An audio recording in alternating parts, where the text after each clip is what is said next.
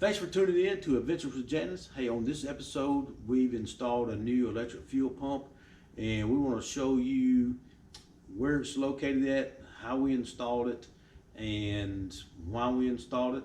The main thing was because we've been having a problem with vapor lock here recently when we would drive a while, a long period of time, and then we'd stop for some reason to eat lunch or do something. And then when we would try to start back up, it would just take forever to get fuel into the carburetor for it to start up. We also had an issue with fuel leaking from the fuel pump down the shaft where the rod is that actuates the pump, and leaking fuel from the pump down that rod into the oil.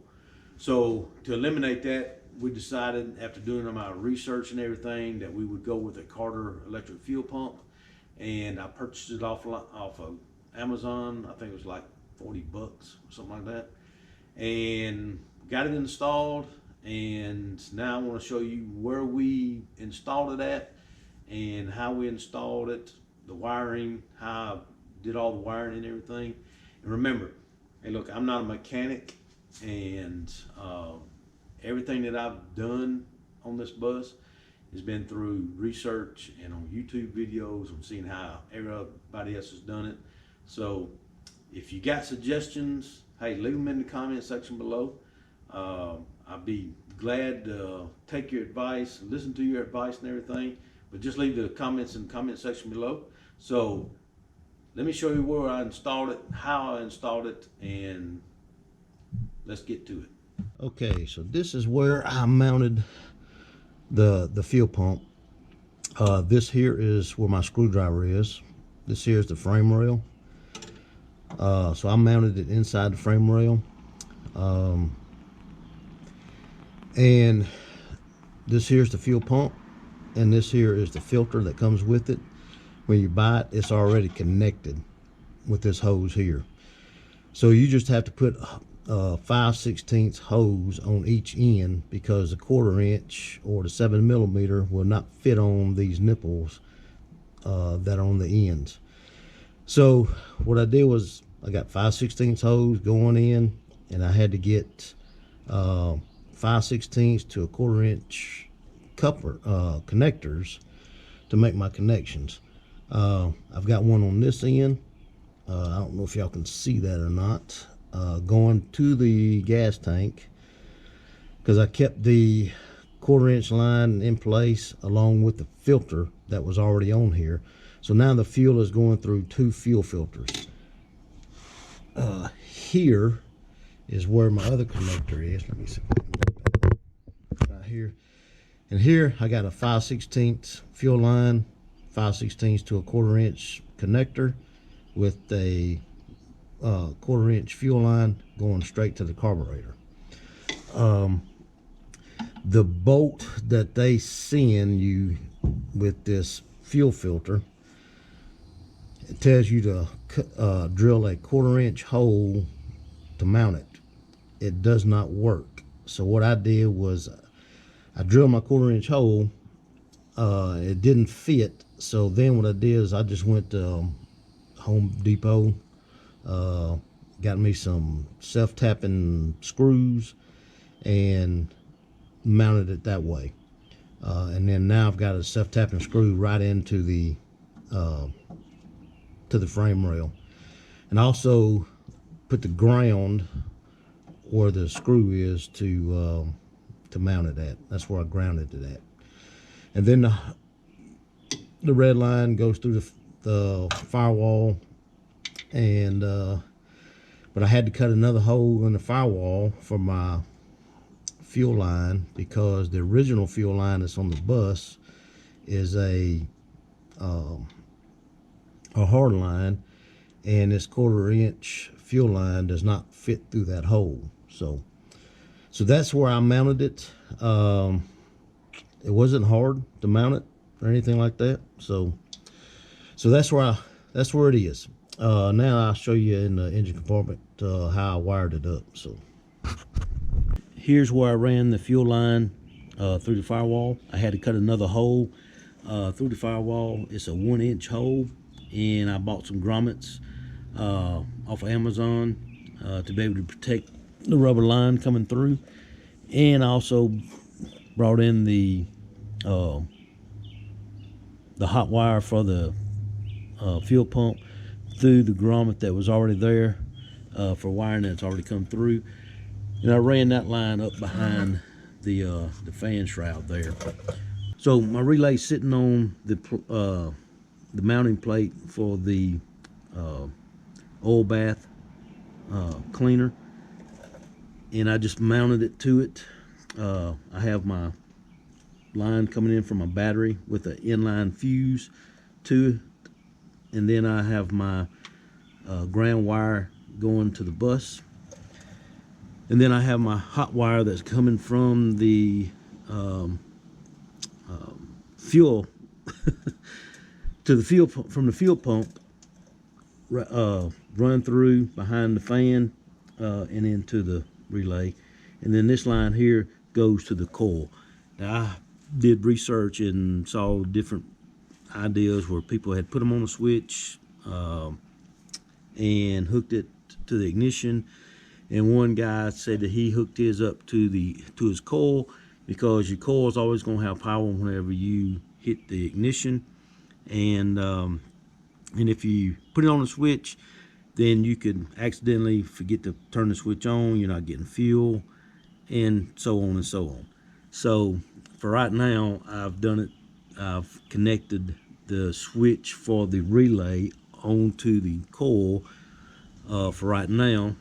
But later on, whenever I'm doing the wiring for the bus, rewiring it, and move this relay to the front, then I will probably put it on a switch up there. But for right now, I'm going to leave it right where it is, because it's working and it's running fine. I also left the mechanical fuel pump in place. It had the hard line to it coming from the tank. So if the electric fuel pump ever goes out, then the only thing I need to do is hook up a rubber line from the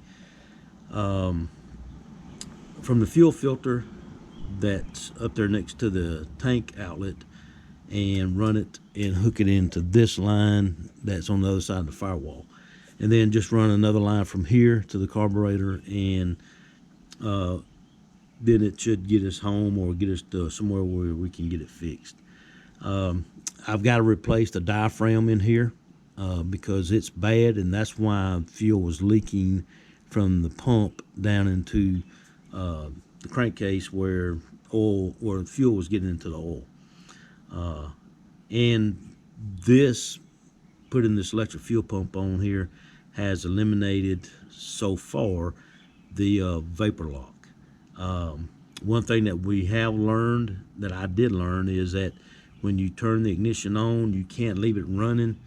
When you hear or get ready to turn the ignition on, you can hear the fuel pump running. You can't let it sit there and run, because it's going to flood the carburetor. So once you get ready to start it up, you hit the start and it fires up like it should, and runs like it should. So that's how I wired it up, with a relay, 30 amp relay, and having the switch powered by my coil. So, all right, we're gonna start her up and show you if this finally works.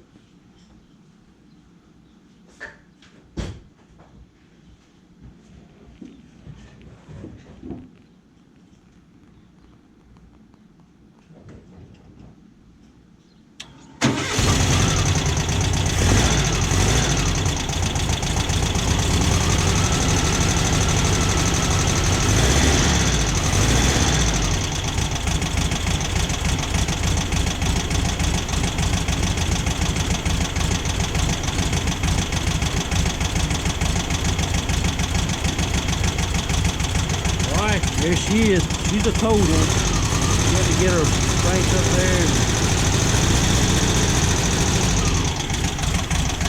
Right. We're going to take her around the block here. We're going to take her around the block and see how well she runs.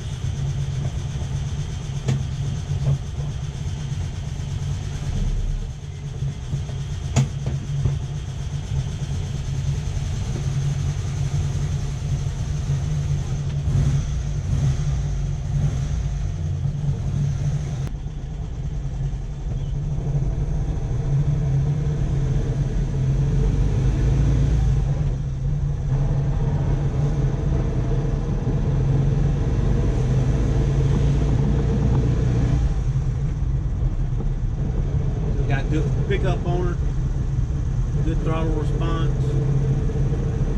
So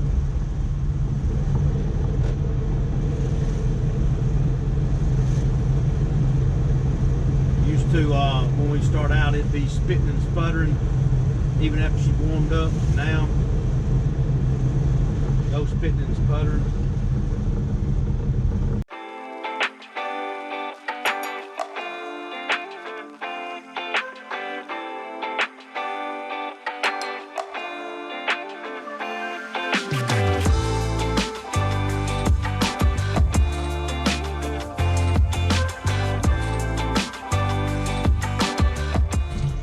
Used to, when we'd stop at a stop sign or a red light, she'd act like she wanted to go dead.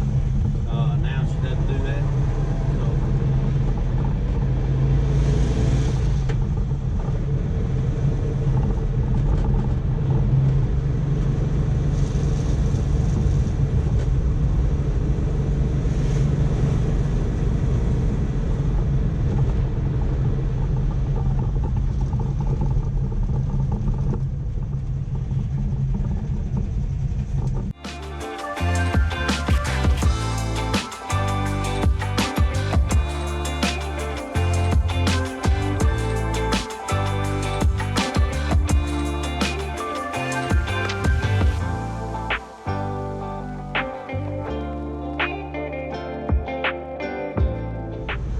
There comes my fellow firefighters there.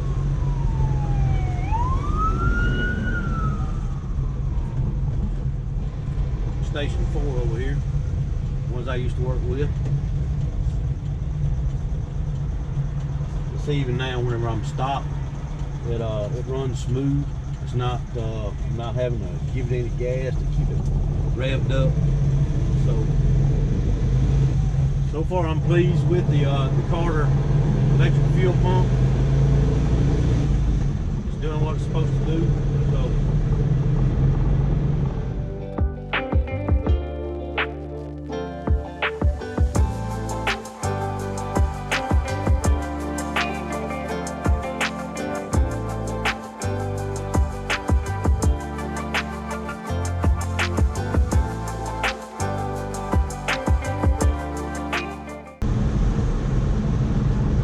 Motor's running a lot quieter. It's handling better since we redid the front end, put new disc brakes on the front. It's got a lot better stopping power. So all we've done so far, it's really paid off. And now she's a whole lot more enjoyable to drive and move around in. So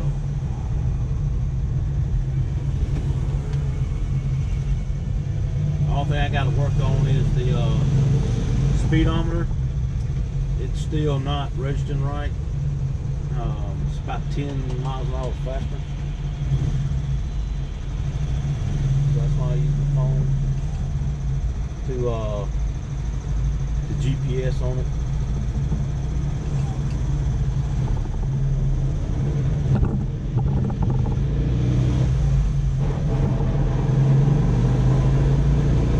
And this speedometer on the GPS is pretty dead on. Checked it in the car, and it's dead on. So for now I use it instead of the speedometer. So even though I know it's 10 miles an hour faster.